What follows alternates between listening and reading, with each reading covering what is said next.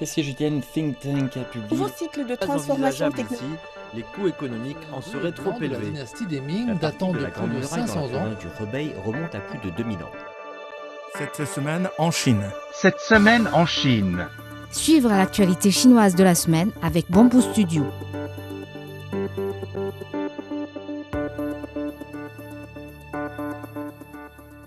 La Chine a lancé dimanche le vaisseau spatial habité Shenzhou 23 avec 3 astronautes à bord qui sont entrés dans la station spatiale orbitale Tiangong. Le vaisseau spatial, placé au sommet d'une fusée bordeuse Longue Marche 2F, a décollé depuis le centre de lancement de satellites de Jiuquan, au nord-ouest de la Chine.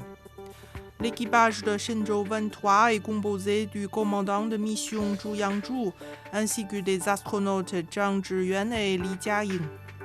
Les 3 astronautes sont respectivement ingénieurs de vol, pilotes de vaisseau spatial et spécialistes de charges utiles. L'équipage de Shenzhou 23 réalisera au cours de sa mission des expériences portant sur des embryons artificiels, des alliages de terres rares et de nouvelles batteries, tout en fournissant des données sur la vie en orbite de longue durée, a annoncé samedi l'Agence spatiale des vols habités de Chine. La mission exploitera le vol d'un an d'un astronaute pour explorer l'adaptabilité humaine et les limites de performance dans le but d'établir un atlas multisystémique et multi-omique du corps humain dans l'espace. La station spatiale chinoise renforcera son soutien au premier alunissage habité du pays prévu d'ici 2030, a annoncé samedi l'Agence spatiale des vols habités de Chine. En tant que laboratoire spatial national, la station spatiale chinoise Tiangong a apporté un soutien important à la formation d'un groupe de taïkonautes et à la validation de technologies clés pour les futures missions lunaires. Au cours des 2 prochaines années, de nombreux vols vers la station spatiale permettront de tester le système de transport de l'équipage Terre-Espace, améliorant ainsi son état de préparation technique et sa fiabilité. Des données officielles publiées récemment montrent que les infrastructures de recharge des véhicules électriques en Chine se sont développées rapidement. Selon l'administration nationale de l'énergie, le nombre total de bornes de recharge à l'échelle nationale avait atteint 21,96 millions à la fin du mois d'avril 2026, soit une hausse de 47,4% en glissement annuel. En octobre 2025, le pays a dévoilé un plan d'action triennal visant à construire un réseau national de 28 millions de bornes de recharge, la capacité de recharge publique devant dépasser 300 millions de kilowatts d'ici fin 2027. Le constructeur automobile chinois Dongfeng et le groupe automobile multinational Stellantis ont annoncé récemment la signature d'un protocole d'accord pour créer une co-entreprise dédiée aux véhicules à énergie nouvelle en Europe. Cette décision prolonge leur partenariat vieux de 34 ans et vise à accélérer l'entrée des marques et technologies chinoises sur le marché européen.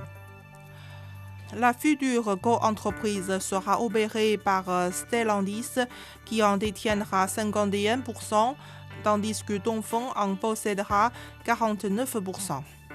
Ces missions incluront la vente, la distribution, les achats groupés et la recherche-développement. Elle assurera le déploiement de la marque haut de gamme Varia de Dongfeng en Europe en s'appuyant sur le réseau de Stellantis et son expertise locale pour gagner rapidement des parts de marché. La Chine autorisera l'entrée sur son marché de graines de café éligibles issus des 53 pays africains entretenant des relations diplomatiques avec elle à compter du 20 juillet 2026, a annoncé l'administration générale des douanes. Les graines de café, produits agricoles phares et piliers de l'économie de nombreux pays africains, constitue le deuxième type de produit agricole africain à obtenir un accès sans restriction au marché chinois en matière de quarantaine après les piments séchés. La Chine vise à aborder le taux d'utilisation du recyclage des déchets ménagers urbains à plus de 76% d'ici fin 2030, a annoncé lundi le ministère du Logement et du Développement urbain et rural. Le tri des déchets couvre désormais la quasi-totalité des quartiers résidentiels dans 297 villes de niveau préfectoral et au-delà. La 20e édition du festival Croisement s'est ouverte le 22 mai à Harbin, capitale de la province chinoise du Heilongjiang. L'événement mêle l'élégance artistique française à l'héritage culturel de la ville, offrant au public un moment fort d'échange culturel. Créé en 2006, le festival Croisement s'est imposé comme le principal festival français à l'étranger. Cette année, il proposera 326 événements culturels variés dans 44 villes chinoises afin de promouvoir continuellement les échanges et la coopération entre la Chine et la France dans les domaines de l'art et de la culture. L'exposition d'artistes sino-français pour la protection animale, intitulée « Lui, l'interdit, mesurer le vivant infini », a récemment inauguré sa première escale au centre culturel de la ville de Zibo dans la province chinoise du Shandong. L'événement puise son inspiration dans la sagesse écologique contenue dans le classique de l'époque des royaumes combattants Guanzi.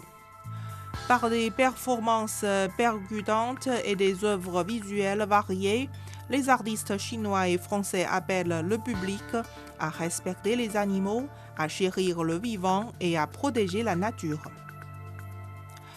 L'exposition gratuitement ouverte au public se tiendra jusqu'au 16 juin, offrant aux habitants une occasion d'enrichir leur vie culturelle tout en soutenant les causes locales d'intérêt général et l'éducation esthétique.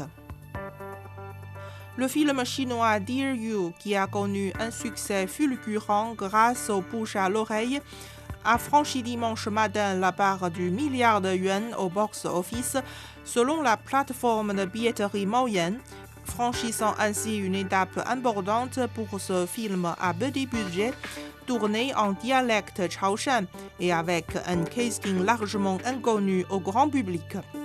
Vous écoutez Bamboo Studio, merci de votre attention.